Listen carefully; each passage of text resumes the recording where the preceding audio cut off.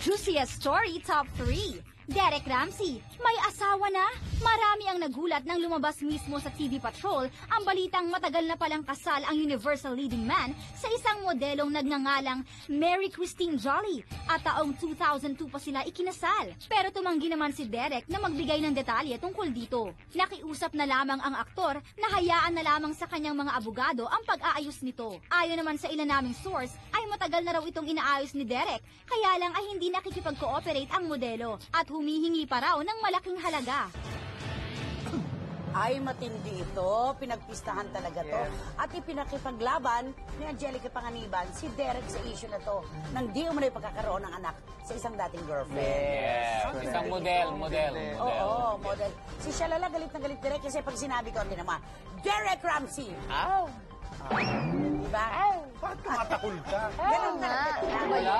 Phil Collins yung lalaki. Yun, ewan ko ba? Pag nakikita kayo, parang naiinitan ako. Hindi naman pinakaano na ko. Tapat ko sa yung aircon. Gusto mo? Natigdas.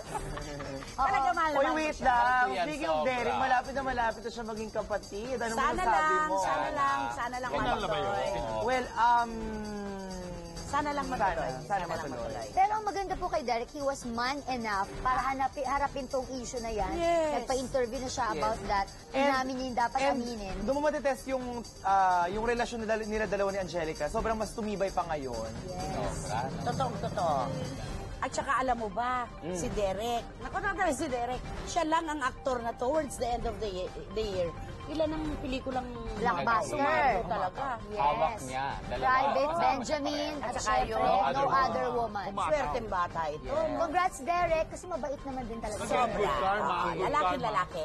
At top 2 na po tayo mga kapatid sa ating Juiciest Stories ng 2011. Narito po. Juiciest Story Top 2. Rufa Gutierrez tells it all. Sa paparazzi ay punto per puntong sinagot ni Rufa ang mga isyong pilit ipinupukol sa kanya. Pinabulaanan ng TV host actress ang isyong una siyang nag-text kay John Lloyd Cruz. Itinanggi rin ni Rufa ang balitang nanggugulo at nangungulit siya gaya ng naging pahayag ni Shaina Magdayaw. Bukod pa rito, inisa-isa rin ng paparazzi host ang mga naging problema nila noon ni John Lloyd. Bukod daw sa babae ay naging problema rin nila ang alak. Kaya napilitan siyang makipaghiwalay sa aktor. Direk ang pagiging epektibo ng isang issue o kontrobersiya ay depende sa kung ilang araw itong pinagpipistahan ng publiko. Ilang araw, ilang linggo, ilang buwan. Yung kay Rufa, 2 linggo yata na pinagpistahan sa kanila ni John Lloyd, diba? Actually, hanggang ngayon medyo pinag-uusapan pa rin eh. Oo. Yung paghiwalay ni Shaina at ni John Lloyd, pagsasalita ni Rufa And na, yung mga ako binabastos nyo, hindi ako ang nakikinig. And yung mga pag-text, mga na-receive na text messages ni Rufa galing kay Shaina, pinag-usapan May timeline. Oo. Ito nasa kote ang kalaban. Naloka ako sa timeline, naloka ako. Yes, direct. Talagang kinimkim niya ang ebidensya. O, eto. Di ba? Kaloka. Eto, 6 na segundo pagkatapos sumagot ako sa'yo. O 2 minutes after sumagot ka, kompleto. Pero after ng tell-all, walang parang hindi nagalit si John Lloyd sa ina kay Rufa. Tumawag sa kanya si John Lloyd para mag-sorry. Yun na nangyari. Pero ngayon nagbalikan na ba? Nagkabalikan na Nagkabalikan raw. na, okay. Oo, tingnan natin. Ano, magtatagal? It's not official daw, sabi Pero ko. nakita na sila sa dalawang events, nakita sila dun sa Little Mermaid tsaka sa concert ni Jed Baka Mandela. magkasama lang. Magkasama, tapos sweet daw sila sa isang event doon naman sa isa. At least importante nag-uusap sila. And sana hindi madama yung mga wala namang kasalanan. Okay. Sa palagay mo siya, Lala, magtatagal sila sa pagbabalikan nito? Pag sinabi ni John Lloyd na it's not official, mahirap nang paniwalaan na tatagal sila.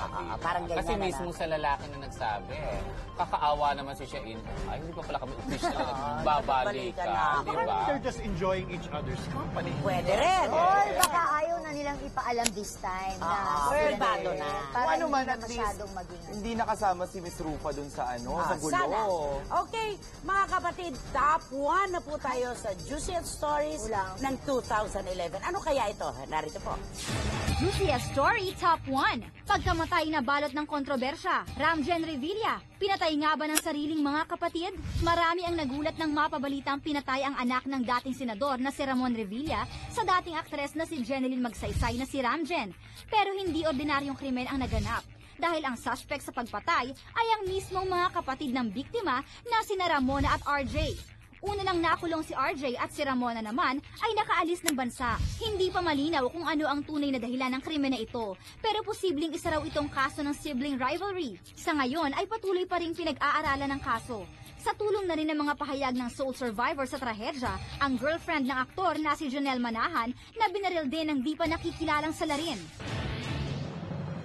October 28, 2011, talagang niyanig ng balitang ito tungkol kay Ramjen Revilla ang buong Pilipinas dahil sa loob mismo ng kanyang bahay ito naganap na hindi natin alam kung sino nagpapasok doon sa mga salarin na hanggang ngayon ay tinutuntun pa kung totoong kapamilya niya o sino. Direct. Malungkot. No, parang ang hirap paniwalaan ng mga theories at sa mga haka-haka ukol sa ano talagang nangyari. Parang hindi mo mawari na ito ay nangyayari sa Pilipinas na kung saan napakahalaga ng mga magkakapatid, na magkakadugo at sa ngalan lamang ng therapy. Diba? Hindi ako makapaniwala.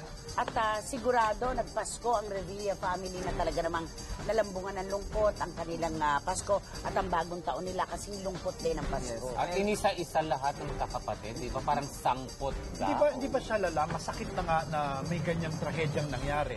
Masakit na may ibang taong may kagagawa nito. Yes, Ngunit isang kamag-anak mo pa ang makakamtangan. Yes. Lalong Tama. masakit. Napakasakit no, Dagdago Lalo pa na na Christmas. Immediate family. Yun na. Yung isang dugo na nananalaytay sa inyo pagkatapos dahil nga lang sa salapi. Ganyan na nangyari. Alam mo, grabe talaga ang Twitter. Doon ko unang nalaman. Ako din. Sa About Twitter ko kay rin Ramsey. nalaman. Na nung unahan yan, tapos yun, makikita mo, sunod-sunod talaga yung tweets And about Ramsey. nakakalungkot din. And ito siguro yung issue na yun nga.